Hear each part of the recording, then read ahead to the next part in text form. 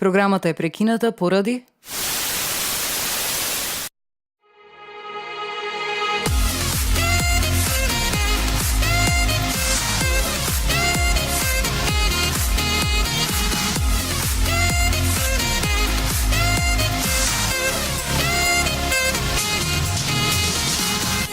Play In. По четврти пат во Битола, балканска колонија на ракотворци.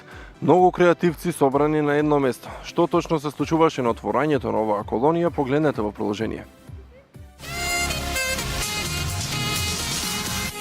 Play In.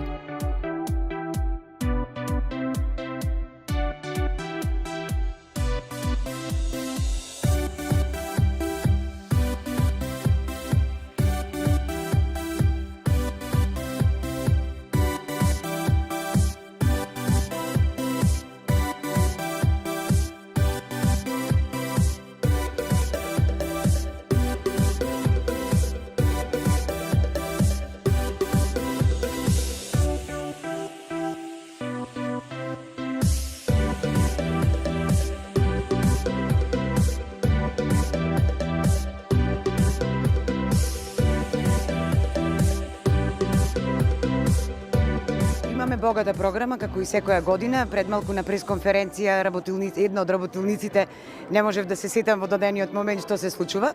Балканска колонија на ракотворци, за да се запамети што точно се случува, е најлесно кога ќе се подели на трите носечки столба. Работен дел во кој што 20 па и повеќе ракотворци избрани преку јавен конкурс работат на дадени мотиви. Оваа година тоа е дел од големата базилика во Хераклеја, мечката, пилистерската мечка и петигличестиот бор Молика.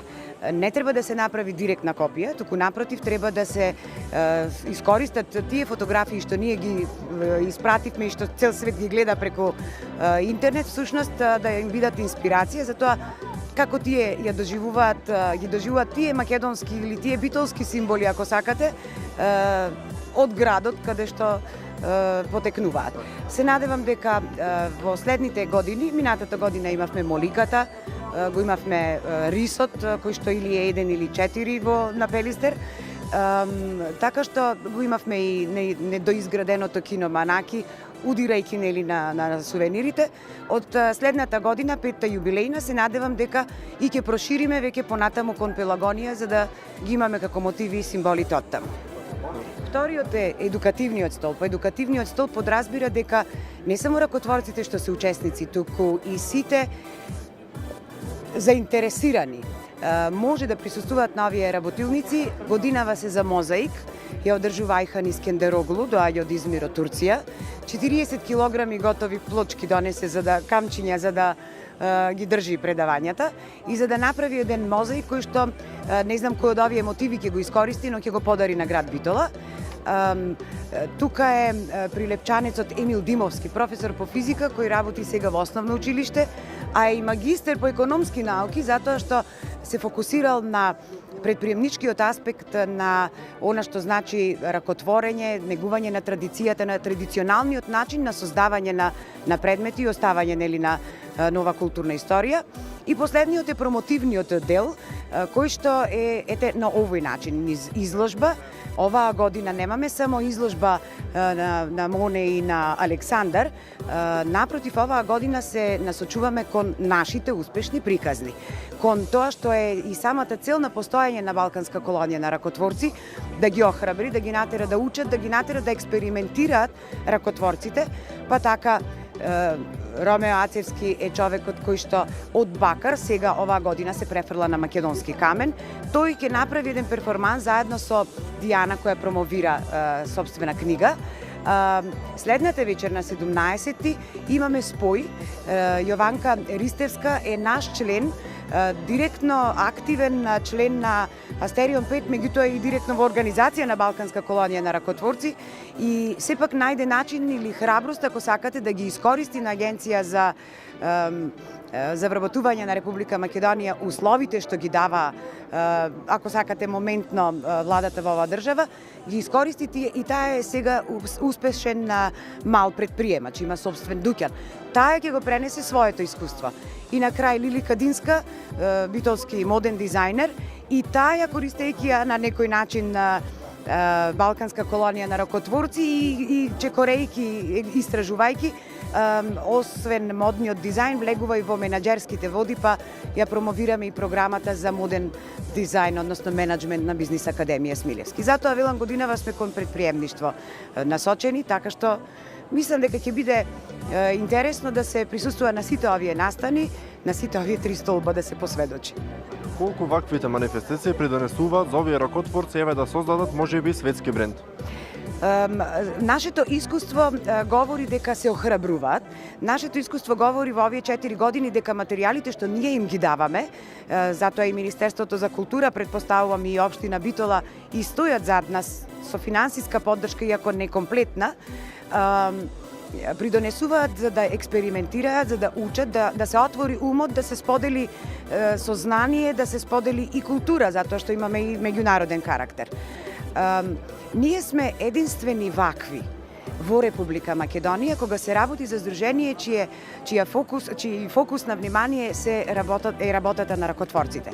Најчесто здруженијата се фокусирани кон базарска презентација, кон продажба, и тука нема напредок.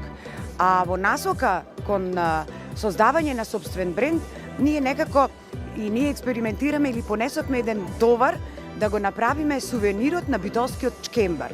И за тоа минатата година на колонија направивме едно опипување на пулсот, колку битолчани би биле заинтересирани, трибината беше одлична, и после тоа продолживме со барање на средства и начини како најпрви научно да се покаже кој бил чкембарот, како бил неговиот карактер. Минатата година темата беше дали е слабичок и сиромав или дебеличок и богат. Значи, и за тоа побаравме средства од Министерство за култура, но се надевам дека и од американците нешто, од нивните фондови, дека ќе добиеме некакви средства. И тој наш план, научно-истраживачка дејност, како изгледал, што правил чкембарот, понатаму ќе се преточи во соработка со илустратори кои што ќе го нацртаат неговиот лик, а понатаму се дизајнери кои ќе го дизајнираат комплетно, за на крај да заврши со ракотворци и со занаетчи, и тоа ќе биде еден колективен производ кој се надевам ќе го привлече вниманието на сите, и така ние на ракотворците ќе им помогнеме многу повеќе од здруженијата кои прават само базари. Димна, ти благодарам за присуството во мојата емисија и за овие исцрпни информации кои ни ги предреди. Се гледаме во наредните 5 дена, ќе ја пратиме цела оваа ракотворби. Се надевам и овој ќе стане некој светски познат бренд, така да и светска позната организација може. Убаво би било да видиме новиот светски бренд на Битола, меѓутоа Шекспир фестивал стана тоа.